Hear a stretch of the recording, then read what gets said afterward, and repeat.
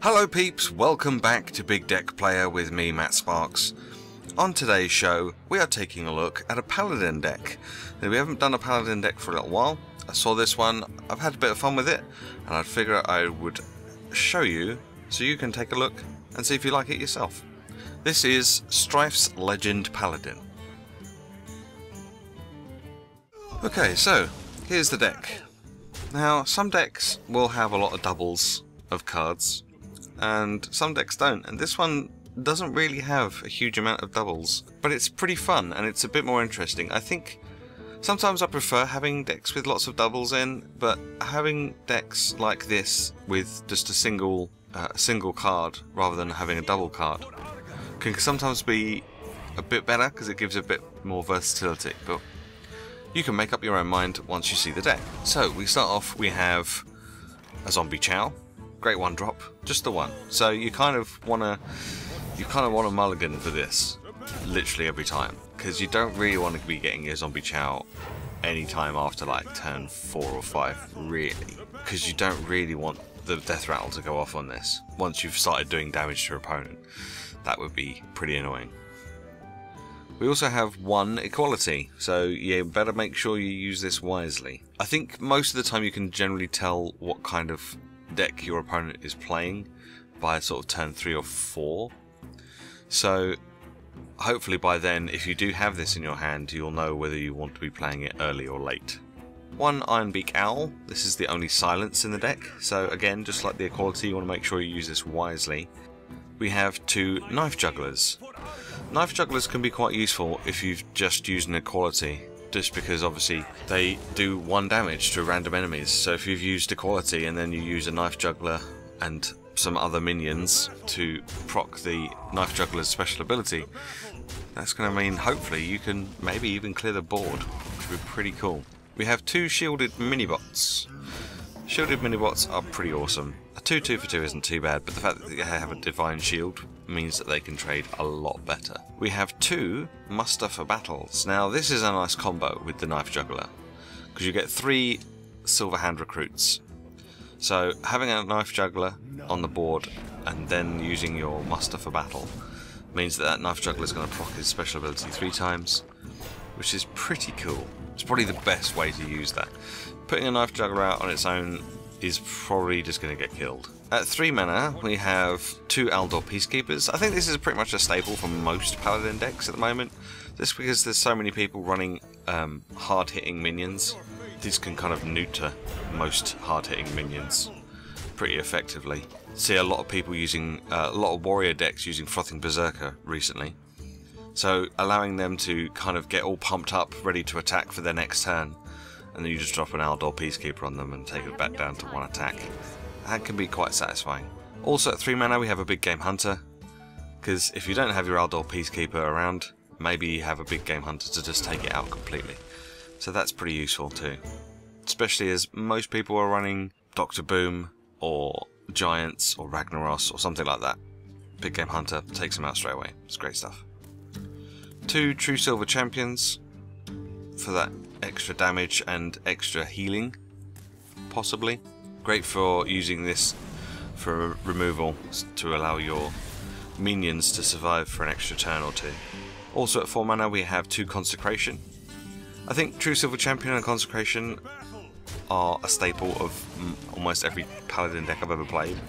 I think they're such good cards for the Paladin that it would be a bit silly to not have them in.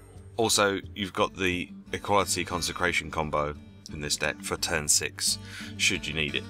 We have 1 Defender of Argus, useful for giving you a bit more survivability in the form of 2 taunts, but also giving your other minions the possibility of better trades. Giving them an extra 1 health and 1 attack means that some things can trade better. Using these on stuff like the Shielded Minibots, making a Shielded Minibot a 3/3 with Taunt and Divine Shield could be pretty awesome. We have 2 Piloted Shredders, because Piloted Shredders are pretty much the best card for this mana at the moment. It used to be the Yeti, and now it's the Piloted Shredder. At 5 mana we have 1 Antique Healbot, because you might need a bit of healing. There's been several decks that I've played in the past where I've thought, do you know what, I really wish I had an anti-heal bot in this deck, because it would probably mean the difference between winning and losing. That extra 8 health can make a big difference. We have a Faceless Manipulator. I don't think these get used in decks as much as I think they should. I think the Faceless Manipulators are really, really strong. And they can really turn around a game for you as well. There's only one in this deck, but I think that is enough to throw off your opponent. Because they don't get used very much, I don't think your opponent's likely to expect it. Also at 5 mana, we have Harrison Jones. I don't think Harrison Jones is 100% necessary. He's only really effective against like half the decks that you're likely to see. I mean, obviously he's going to be useful against warriors and rogues. Possibly other paladins, possibly shamans. Or maybe if you come up against a warlock that has Jiraxis. Quite often he won't turn up when you need him, and sometimes he turns up when you don't. So it's, I guess if you're going to swap something out, you could swap a Harrison Jones out for something else. Maybe put in another Faceless Manipulator instead. Also at 5 mana we have 1 Quartermaster to give your Silver Hand recruits +2 attack and +2 health. Very, very useful, especially after you've used Muster for battle, because instead of having 3 1/1 minions, you'll have 3 3/3 minions, which is a lot more difficult to get rid of. Obviously still prone to stuff like Flame Strike though. As a 2/5, he doesn't do a lot of damage, but he should stick around long enough to trade fairly effectively. For 5 mana, he should be able to take out at least 2 or 3 cost creatures if there are any on the board. And the last thing at 5 mana is Sludge Belchers, because of course Sludge Belchers. Every deck I showcase has Sludge Belchers. If you don't have Sludge Belchers yet through Naxxramas, I would suggest that you go ahead and do that, because they're probably the best taunt in the game, and they're in every deck I seem to show at the moment. At 6 mana we have a Sylvanas Windrunner. This Sylvanas, I see Sylvanas getting played all the time because her Death Rattle is really useful. Sylvanas can take control of the game, or turn the tide of the game, or just act as a soft taunt and make your opponent make really bad trades in order to not lose cards to you. So that's pretty useful. Also at 6 mana, something we don't see that often, the Black Knight. I haven't seen the Black Knight in a deck for a long time.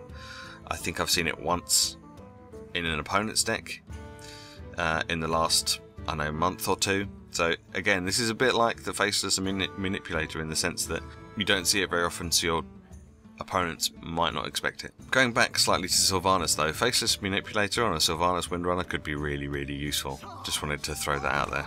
At 7 mana we have a Dr. Boom. Faceless Manipulator on Dr. Boom could be alright, because he is still a 7/7, but I think his special ability is his Battle Cry, which you won't get with a Faceless Manipulator. So you probably wouldn't want to Faceless Manipulator him unless you just wanted the extra damage. But it's Dr. Boom, I don't really need to talk about him. He should be one of the first legendaries you craft if you don't have him just yet. At 8 mana we have a Lay on Hands, we've got some extra healing and some card draw, and then last but not least we have a Tyrion Fordring. Now this would be a really nice card to use the Faceless Manipulator on, if it survives long enough. That would be really, really awesome, having a 6/6 with Taunt and Divine Shield, and then putting another one out straight away. So that's the Legend Paladin deck. Strife managed to get to Legend with it, so there's no reason why you can't. As mentioned before, the Harrison Jones, you could swap that out for something that will give you some more reliable card draw. Obviously Harrison Jones can give you some decent card draw if you're up against someone with a weapon. You can't really rely on that. I mean, you see so many mages and warlocks, there's no guarantee that you're actually going to come up against anything that has a weapon, so you might want to find a more reliable way of drawing cards. But other than that, the deck is really good, and I think you should try it out. So, as per usual with my big deck player shows, the link to this deck will be in the description, which will take you to Hearthstone, so you can check it out for yourself. Go over there, give it a plus rating, let the guy know that you enjoy his deck. If you play the deck, let me know how you get on. If you make any videos using this deck, feel free to link them to me and I'll be sure to come check them out.